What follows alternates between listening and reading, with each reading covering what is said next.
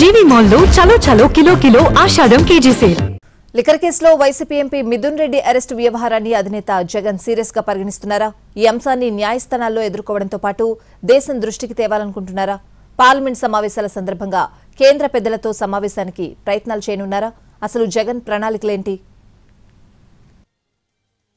AP politics లో liquor case heat తారాస్థాయికి చేరింది. ఏవన్ కేసిరెడ్డి రాజశేఖర్ రెడ్డితో మొదలై YCP sitting MP Mithun Reddy arrest వరకు వ్యవహారం వెళ్లడం, ఛార్జ్షీట్లో మాజీ సీఎం జగన్ పేరు చేర్చడం చర్చనీయాంశమైంది. లిక్కర్ విషయంలో తాను ఒక్క సంతకం కూడా చేయలేదని, పారదర్శకంగా మద్యం పాలసీని ప్రభుత్వమే అమలు చేస్తే అసలు స్కామ్ ఎక్కడ జరిగిందన్నారు వైసీపీ అధినేత జగన్.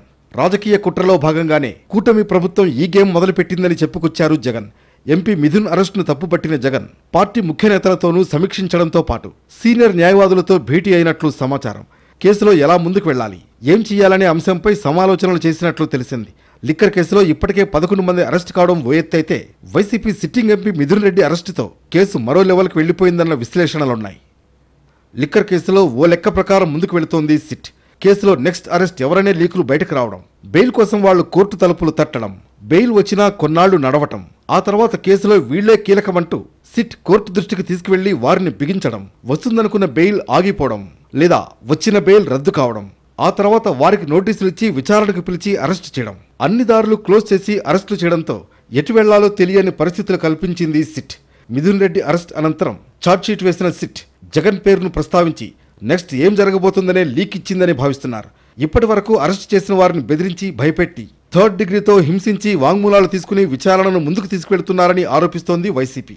ఇప్పటి వరకు కేసు ఓ విధంగా నడిచినా జగన్ పేరును ప్రస్తావించడంతో నెక్స్ట్ లెవెల్కి వెళ్లిపోయిందని పొలిటికల్ సర్కిల్స్ అభిప్రాయం. అరెస్ట్ అయిన వాళ్లు జగన్కు డబ్బులు చేర్చామంటే సరిపోదని, బలమైన ఆధారాలు కావాల్సి ఉంటుందని నిపుణులు చెబుతున్నారు. డబ్బులు ఎక్కడి నుంచి మొదలయ్యాయి, ఎక్కడి వరకు వెళ్లాయి, మిథున్ రెడ్డి దగ్గర ఆగిపోయాయా లేక అక్కడి నుంచి ఎక్కడికి వెళ్లాయి, ఎవరి ద్వారా వెళ్లాయి, క్లియర్ పిక్చర్తో సిట్ తేల్చాల్సి ఉంది. ఛార్జ్షీట్లో పేరు చేర్చడం వరకు ఓకే, వెంటనే జగన్ను అరెస్టు చేసే అవకాశమైతే కనిపించడం లేదు, కానీ ఆయనను వదిలే ఉద్దేశంలో లేదనే అభిప్రాయాలు మాత్రం వ్యక్తమవుతున్నాయి. కేసు ఎక్కువ రోజులు నిలబడదు, లూప్ హోల్స్ ఉన్నాయని భావిస్తున్న జగన్ పూర్తిగా సీనియర్ న్యాయవాదులతో స్టడీ చేయించి నెక్స్ట్ ఏం చేయాలనే యాక్షన్ ప్లాన్ను సిద్ధం చేస్తున్నట్లు సమాచారం. లిక్కర్ కేసులో సిట్ దూకుడుకు కళ్లెం వేయాలంటే ముందు ఉన్న ప్రత్యామ్నాయాలపై జగన్ దృష్టి సారించినట్లు తెలుస్తోంది.